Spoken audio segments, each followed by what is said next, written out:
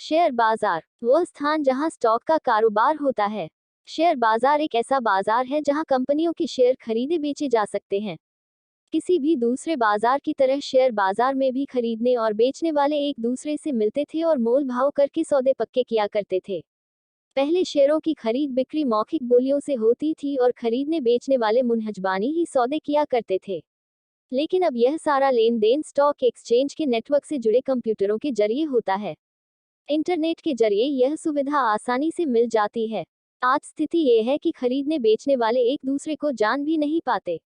मुंबई का शेयर बाजार सन 1875 में स्थापित यह एशिया का पहला शेयर बाजार है। एक प्रकार से देखें तो यहाँ पे शेयरों की नीलामी होती है।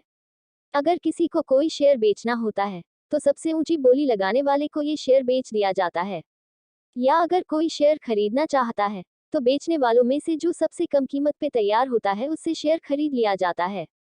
शेयर मंडी जैसे बॉम्बे स्टॉक एक्सचेंज या नेशनल स्टॉक एक्सचेंज इस तरह की बोलियां लगाने के लिए जरूरी सभी तरह की सुविधाएं मुहैया कराते हैं। सोचे, एक दिन में करोड़ों शेयरों का आदान प्रदान होता है।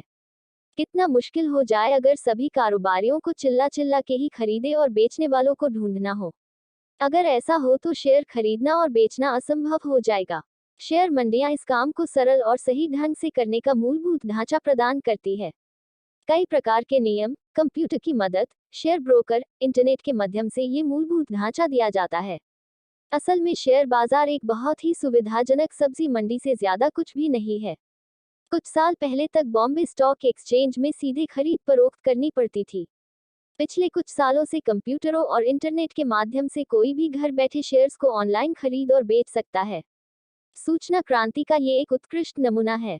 जो काम पहले कुछ पैसे वाले लोग ही कर सकते थे, अब वो सब एक आम आदमी भी कर सकता है। शेयर बाजार को दो वर्गों में बांटा जाता है, पहला प्राइमरी मार्केट और दूसरा सेकेंडरी मार्केट। प्राइमरी मार्केट में कंपनियां स्टॉक एक्सचेंज में पहली बार सूचीबद्ध होती है और अपने शेयर जारी करती हैं। कंपनियां आईपीओ इनिशियल पब्लिक ऑफरिंग के जरिए अपने शेयर पहली बार शेयर बाजार में इशू करती हैं और बाजार से पूंजी जुटाने का प्रयास करती है। सेकेंडरी मार्केट को एक्सचेंज ट्रेडेड मार्केट भी कहते हैं। यह एक रेगुलर मार्केट है जहां पर कंपनियों के शेयर्स की ट्रेडिंग रेगुलर बेसिस पर होती है। निवेशक शेयर ब्रोकर के माध्यम से स्टॉक एक्सचेंज में अपने ट्रेडिंग ऑर्डर्स को पूरा करते हैं।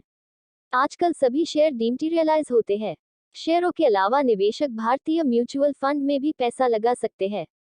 आम ग्राहक को किसी डीमैट सर्विस देने वाले बैंक में अपना खाता खोलना पड़ता है।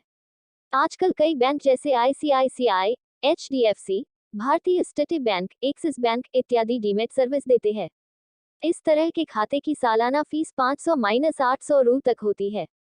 शेयर बाजार किसी भी विकसित देश की अर्थव्यवस्था का एक महत्वपूर्ण हिस्सा होते हैं। जिस तरह से किसी देश, गांव या शहर के विकास के लिए सड़कें, रेल यातायात, बिजली, पानी सबसे जरूरी होते हैं, वैसे ही देश के उद्योगों के विकास के लिए शेयर बाजार जरूरी है। उद्योग धंधों को चलाने के लिए पूंजी चाहिए होता है, ये उन्हें शेयर बाजार से मिलता है। शेयर बाजार के माध्यम से हर आम आदमी बड़े से बड़े उद्योग में अपनी भागीदारी प्रदान कर सकता है। इस तरह की भागीदारी से वो बड़े उद्योगों में होने वाले मुनाफे में बराबर का हिस्सेदार बन सकता है। मान लीजिए, अगर किसी भी नागरिक को ये लगता है कि आने वाले समय में रिलायंस या इन्फोसिस भारी मुनाफा कमाने वाली है, तो वह इस कंपनियों के शेयर खरीद के इस मुनाफे में भागीदार बन सकता है। और ऐसा करने के लिए तो व्यवस्था चाहिए वो शेयर बाजार प्रदान करता है। एक अच्छा शेयर बाजार इस बात का ख्याल रखता है कि किसी भी निवेशक को बराबर का मौका मिले। बॉम्बे स्टॉक एक्सचेंज व नेशनल स्टॉक एक्सचेंज के अलावा देश भर में 27 क्षेत्रीय स्टॉक एक्सचेंज है।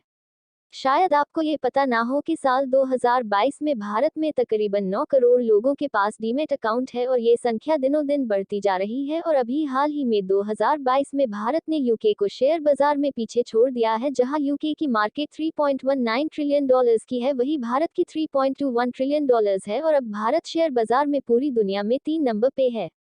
शेयर कैसे खरीदा जाता है? संपादित करें। शेयर, जिसे स्टॉक या इक्विटी के नाम से भी जाना जाता है, यह एक कंपनी में ओनरशिप को रिप्रेजेंट करती है।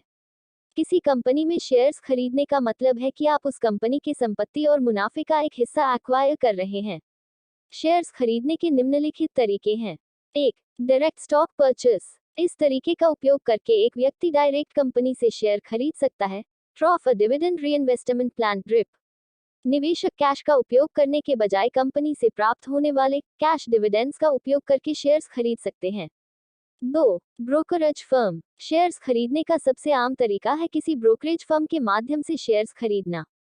ब्रोकरेज फर्म खरीदार और शेयर बाजार के बीच एक मध्यस्थ इंटरमीडियरी के रूप में कार्य करता है। आप ब्रोकरेज फर्म के साथ अकाउंट ओपन कर सकते हैं, अकाउंट में राशि जमा कर सकते हैं और शेयर खरीदने के लिए ऑर्डर दे सकते हैं। ब्रोकरेज फर्म आपके बहाफ में शेयर खरीदेगी और शेयरों को आपके नाम पर होल्ड करके रखेगी। आप सिर्फ ऑर्डर देंगे। शेयर को खरीदने, बेचने और स्टोर करने का कार्य ब्रोकरेज फर्म करेगी। 3. Online trading platform. जैसे जैसे टेक्नोलॉजी एडवांस होते जा रही है, शेयर खरीदना बहुत ज्यादा आसान और सरल हो गया है। ऑनलाइन ट्रेडिंग प्लेटफॉर्म जैसे Zerodha, Angel One, Robinhood, E trade, Upstox आदि प्लेटफॉर्म आपको अपने घर में बैठे बैठे ही शेयर खरीदने और बेचने का सहूलियत प्रदान करते हैं। आप एक अकाउंट ओपन करें, उसमें राशि जमा करें और शेयर खरीदने के लिए ऑनलाइन घर बैठे ऑर्डर दें। 4. Mutual funds and exchange traded funds. Share खरीदने का चौथा तरीका है म्यूचुअल फंड और ETF के माध्यम से स्टॉक खरीदना। म्यूचुअल फंड कई सारे निवेशकों के पैसों का एक भंडार है, पूल ऑफ मनी, जिसे स्टॉक्स, बॉन्ड्स और अन्य सिक्योरिटीज में इन्वेस्ट किया जाता है और एक डाइवर्स पोर्टफोलियो क्रिएट किया जाता है। ETF एक ऐसे प्रकार का इन्वेस्टमेंट फंड है जिसका स्टॉक एक्सचेंज में व्यापार किया जाता है, बिल्कुल एक स्टॉक की भांति। जिस तरह से स्टॉक मार्केट में शेयर्स का ट्रेडिंग होता है, बिल्कुल उसी तरीके से ETF का भी ट्रेडिंग होता है। म्यूचुअल फंड या ETF में निवेश करने का यह फायदा है कि यह फंड बहुत सारे स्टॉक्स का एक डाइवर्स पोर्टफोलियो है, बेस्ट परफॉर्मिंग स्टॉक्स का एक बास्केट है, अतः इसमें इन्वेस्टमेंट करने पर आपका पैसा स्वतः ही एक डाइवर्स पोर्टफोलियो के स्टॉक्स में इन्वेस्ट हो जाता है, आपको स्वयं से स्टॉक्स पिक नहीं करने पड़ते। उद्देश्य। कंपनियों के पास पैसे जुटाने के कुछ महत्वपूर्ण स्थान में शेयर बाजार भी है। इसमें कंपनियां अपने कंपनी का कुछ हिस्सा शेयर बाजार में IPO जारी कर रखते हैं। इससे उन्हें हिस्सेदारी देने के बदले पैसे मिलते हैं। इन पैसों को कंपनियों को वापस लौटाने की जरूरत नहीं होती है और कंपनियां पैसों का उपयोग अपने तरक्की में ही करते हैं, न कि डेब्ट ऋण की रकम जमा करने में, जिसमें उन्हें वो पैसे तो देने ही होते हैं, पर साथ ही ब्याज भी देना होता है। इसके अलावा यदि कोई कंपनी पब्लिक हो जाती है तो उसके शेयर का शेयर बाजार में ट्रेड शुरू हो जाता है, जिसके बाद कंपनी चाहे तो कभी भी अपने और स्टॉक को बाजार में बेच सकती है, जिससे उसे आगे भी आसानी से पैसे मिल जाते हैं। हालांकि हर स्टॉक उस कंपनी के मालिकाना हक प्रदान करता है, इस कारण कंपनियां अपने कुछ ही प्रतिशत हिस्से को पब्लिक करते हैं। दाम पर प्रभाव संपादित करें। शेयर बाजार में किसी स्टॉक के दाम को शुरुआत में कंपनी तय करती है, जिसके बाद लोगों के द्वारा ट्रेड के द्वारा इसका दाम घटता और बढ़ता है।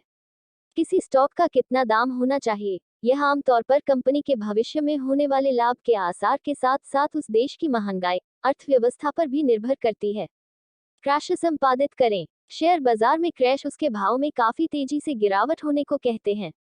इसका सबसे बड़े कुछ कारणों में कंपनी का बेकार प्रदर्शन और उसके भविष्य में नुकसान होने की आशंका आदि है।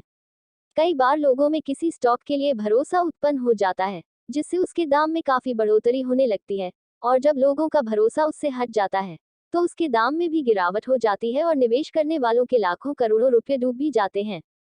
कई सारे क्रैश में कुछ चुनिंदा क्रैश 1929 में वॉल स्ट्रीट क्रैश, 1973-4 का क्रैश, 1987 का ब्लैक मंडे आदि हैं, जिसने लाखों लोगों का पैसा डूबा दिया।